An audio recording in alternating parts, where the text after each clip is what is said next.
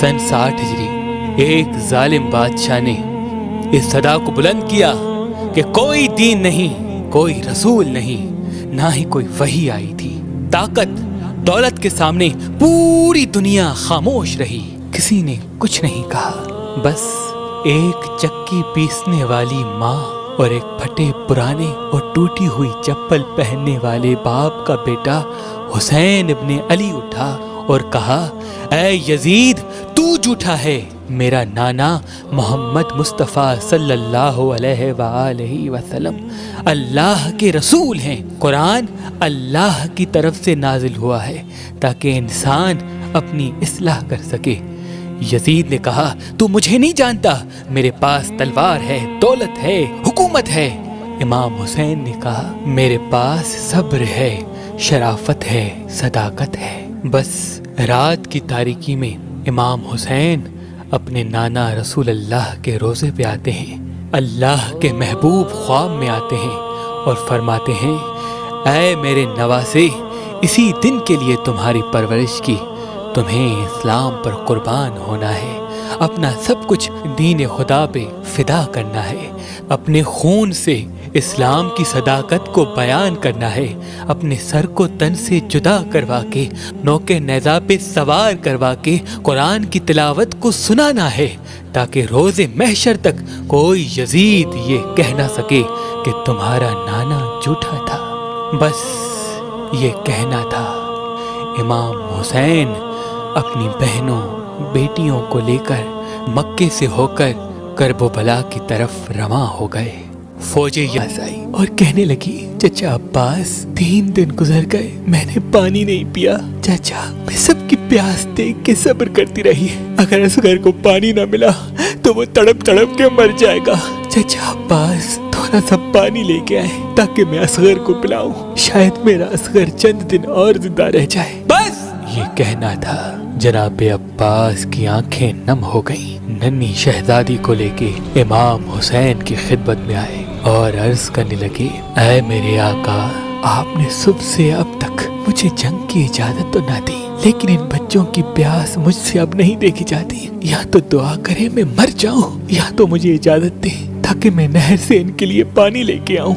इमाम हुसैन 10 मुहर्रम के दिन जब इमाम हुसैन अलैहिस्सलाम के साथी असहाब औलाद शहीद होने लगे, जनाबे अब्बास बार बार इमाम हुसैन की खिदमत में आते हैं और जोड़ के अर्ज करते हैं, ऐ मेरे मौला, इन कूफियों और शामियों की क्या औकात कि आपका पानी बंद करें, आपको कत्ल करें। मुझे इजाजत दें, इस फौज यजीद को असर से पहले फिन्नार कर दूं। इमाम हुसैन ने फरमाया, अब्बास, मेरे नाना ने मुझे कहा था कि तेरे खून से इस्लाम पर। इमाम हुसैन ने फरमाया, अब्बास, अगर इजाजत लेनी है तो जाओ अपनी बहन ज़ैनब के खैमे में, अगर वो तुम्हें इजाजत देती है तो पानी लेने चले जाना।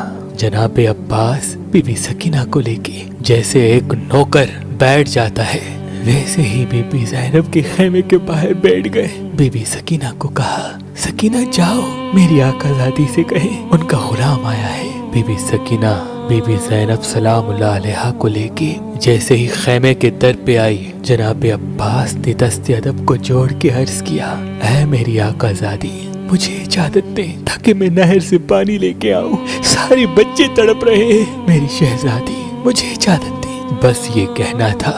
बीबी ज़ैनब सलामुल्लाह अलैहा रोने लगी। जनाबे अब्बास ने दस्ते अदब को जोड़ के अर्ज किया, ऐ मेरी आकाज़ादी, अगर मुझसे कोई गुस्ताखी हुई हो तो माफ कीजिएगा। बीबी ज़ैनब ने फरमाया, अब्बास, तुमसे गुस्ताखी नहीं हुई, मुझे अपने बाबा का जमाना याद आ गया।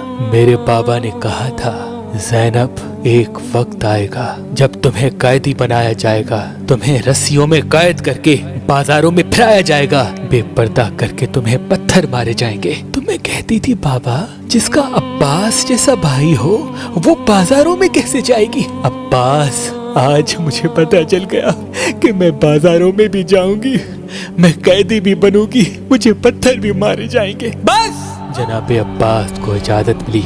जनाबे अब्बास ने मश्क और अलम को थामा اور میدان کی طرف روانہ ہوئے۔ جیسے ہی بنی ہاشم کا چاند نہر فرات کی طرف بڑھا، فوج یزید میں کوہرام برپا ہو گیا۔ سب کہنے لگے کہ حسین کی خیموں تک اگر پانی پہنچ گیا تو ان پہ فتح حاصل کرنا ناممکن ہوگا۔ روکو عباس کو۔ جناب عباس شیر کی طرح وار کر کے چیر کے سب کو نہر فرات آ پہنچے۔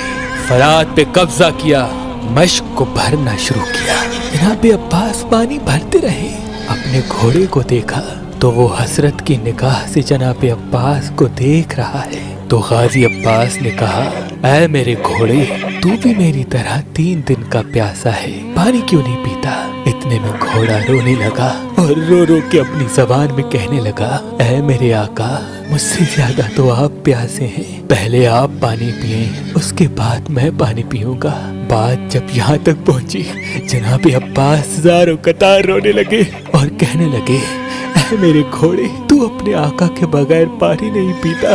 ذرا یہ تو سوچ، میرا آقا حسین 3 دن سے پیاسا ہے، ان کے بچے پیاسے ہیں، اگر میں پانی پی لوں گا تو حسین کی ماں کو کیا منہ دکھاؤں گا؟ بس مشق بھرتی رہی۔ جناب عباس کے ہاتھوں کو پانی لگا۔ جیسے ہی جناب عباس کے بازو پانی میں جاتے ہیں، جناب عباس کہتے ہیں، اے میرے اللہ، ان ہاتھوں کو پانی حسین کے بچوں سے پہلے پہنچا ہے، جب میں حسین سے ملوں یہ ہاتھ میرے ساتھ نہ ہو۔ بس شہنشاہ وفا مشق کو بھر کے علم کو لے کے خیمے کی طرف بڑھتے ہیں۔ فوج یزید میں ہلچل مچ گئی۔ ہر کوئی یہ کہنے لگا، جو قریب جائے گا وہ فی النار ہوگا۔ دور دور سے تیر چلاؤ، بھالے پھینکو، نیزے پھینکو، کچھ بھی ہو جائے، بس پانی خیمے تک نہ جائے۔ بس ہزاروں تیر جناب عباس پہ چلا دیے۔ جناب عباس تیز تیز خیموں کی طرف بڑھنے لگے۔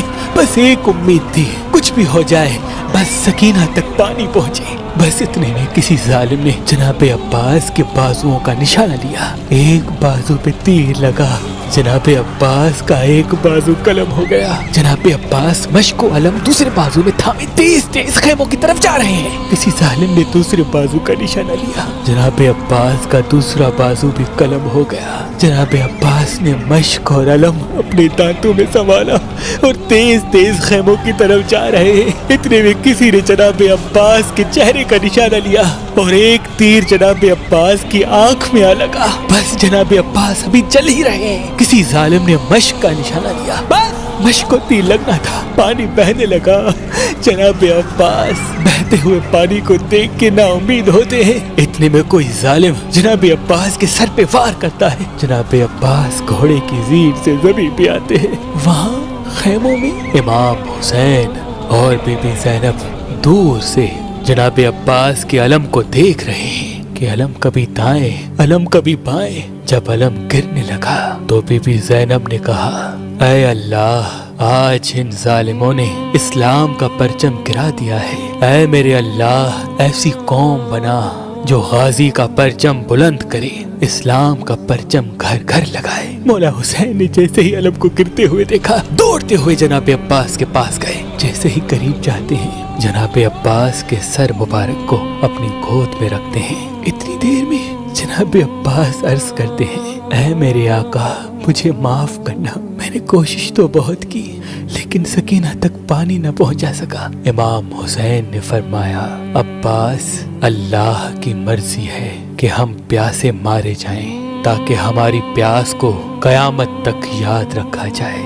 جناب غازی عباس نے کہا، اے میرے مولا، میں نے زندگی میں آپ کو کبھی کوئی تکلیف نہیں دی، اگر آپ کی اجازت ہو تو آج کچھ کہنا چاہتا ہوں۔ امام حسین نے رو کے کہا، عباس، مانگ میرے بھائی، کیا چاہیے؟ جناب عباس نے فرمایا، اے میرے آقا، میں نے اپنی والدہ سے سنا تھا کہ جب میں پیدا ہوا سب سے پہلے آنکھیں کھول کے آپ کی زیارت کی۔ اے میرے آقا، آج میں یہ جہان چھوڑ رہا ہوں اور میں چاہتا ہوں کہ آخری وقت میں بھی آپ کی زیارت کروں، لیکن میرے مولا، میری ایک آنکھ میں تیر لگا ہے اور دوسری آنکھ میں خون بھرا ہے۔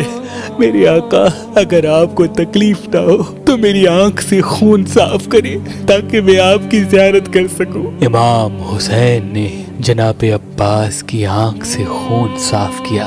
جناب عباس نے جی بھر کے اپنے آقا حسین کی زیارت کی۔ ابھی زیارت کر ہی رہے تھے، امام حسین نے فرمایا، عباس، میری بھی ایک خواہش ہے، جناب عباس نے فرمایا جی میرے آقا حکم کریں۔ امام حسین نے فرمایا عباس بچپن سے لے کے آج تک کبھی تم نے مجھے آقا کہا، کبھی مولا کہا، کبھی سردار کہا، کبھی سید کہا۔ عباس آج میں یہ چاہتا ہوں کہ تم مجھے بھائی کہہ کے بلاؤ۔ بس یہ سننا تھا۔ جناب عباس رونے لگے اور روتے روتے مدینے کی طرف منہ کیا اور کہا اے میری ماں دیکھ آج ہماری آقا زادی کا بیٹا کیا کہتا ہے، کہاں فاطمہ کا بیٹا، کہاں کنیز کا بیٹا۔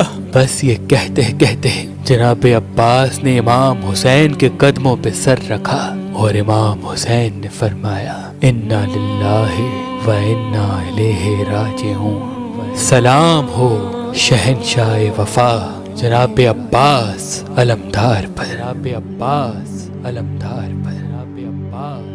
قرآن کی تلاوت سناتا گیا اور دنیا کو بتاتا گیا کہ دین حق کیا ہے۔ سلام ہو دین بچانے والے نواسائے رسول حسین ابن علی پر۔